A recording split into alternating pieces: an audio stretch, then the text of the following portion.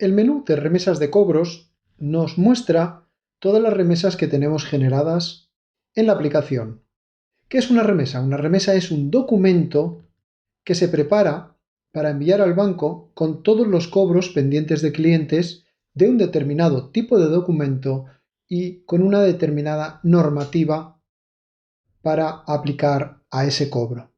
El banco, una vez que recibe esta información, la gestiona procediendo a la realización de los cobros directamente a los clientes e ingresando en la cuenta del banco de nuestra empresa los importes correspondientes a dichos cobros. En el caso de que sean cobros abonados directamente ya vencidos, simplemente nos cobra la gestión de ese cobro. Sin embargo, si lo enviamos al descuento, es decir, si el vencimiento que metemos en la remesa es para una fecha posterior, pero queremos que el banco nos adelante el cobro de ese vencimiento, el banco nos cobra una comisión, unos gastos y una comisión correspondiente a esa anticipación del dinero. Nos cobra lo que se denomina el descuento. ¿Cómo se genera una remesa? Pues directamente cuando vamos a cobros, vamos a buscar todos los cobros, por ejemplo, y vamos a quedarnos con los cobros de la normativa B2B, que tenemos unos cuantos, y de tipo de documento recibo, ya que no todos los documentos son remesables. Para que un documento o un tipo de documento sea remesable, debe estar configurado y tiene que tener activado ese check. Entonces vamos a coger, por ejemplo, uno de los vencimientos de Abel y uno de los vencimientos de Aarón. Seleccionamos los dos, bueno, este y este mismo, y desde la opción de la toolbar generamos una nueva remesa. Al generar una nueva remesa, elegimos el banco por el que queremos remesar, la fecha del envío, que suele ser la fecha del día, y la fecha de abono que el programa calcula automáticamente en base a la normativa, ya que la normativa tiene una serie de información como plazo para presentación, plazo de operaciones recurrentes y sobre todo años de caducidad desde la última operación para que sea válida el mandato de este tipo de normativa. Con esta información, automáticamente se calcula una fecha de abono, pero esa fecha de abono nosotros podemos modificarla manualmente y además, posteriormente, cuando hagamos el abono, vamos a confirmar la fecha en que se produce. Con esto lo que se hace es generar una nueva remesa, con esos dos vencimientos que hemos elegido. Se ha generado la remesa 27 y como vemos toda la información todavía podemos modificarla nosotros manualmente. Estos checks de abonada y al descuento se van a activar o desactivar automáticamente cuando vayamos realizando los diferentes abonos, si son al descuento, y cuando todo esté abonado, pues se marca esa remesa ya como abonada.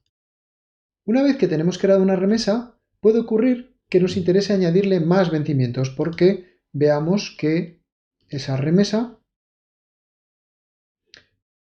tiene un importe, pero no es suficiente para lo que queremos enviar al banco, ya que necesitamos, por ejemplo, tener un saldo mayor para contemplar pagos que puedan llegar a la empresa. En ese caso, lo que podemos hacer es simplemente elegir otros vencimientos. Por ejemplo, vamos a elegir este y este porque vemos que estos ya están remesados, los que enviamos antes, y vamos a elegir varios vencimientos. Por ejemplo, estos tres de Abel del Codoceo y este de Aarón. Pero en lugar de generar una nueva remesa, lo que vamos a hacer es añadir los cobros a una remesa ya existente. Nos aparecen aquí entonces todas las remesas que tengamos y podemos elegir esta última que acabamos de crear. Hacemos doble clic y vemos cómo se nos añaden los nuevos vencimientos. Pero podemos observar cómo de Abel nos ha sumado los importes que había, de tal forma que estos 1.382,43 son un vencimiento que surge de la agrupación de otros tres. Esto lo ha hecho automáticamente la aplicación porque el tipo de documento recibo tiene configurado que haga la agrupación de esos vencimientos. Y además en el cliente no está marcado que no lo haga, porque a nivel de cliente también se puede configurar. Entonces, ha hecho lo que tiene configurado el tipo de documento por defecto, que es que agrupe. ¿Por qué?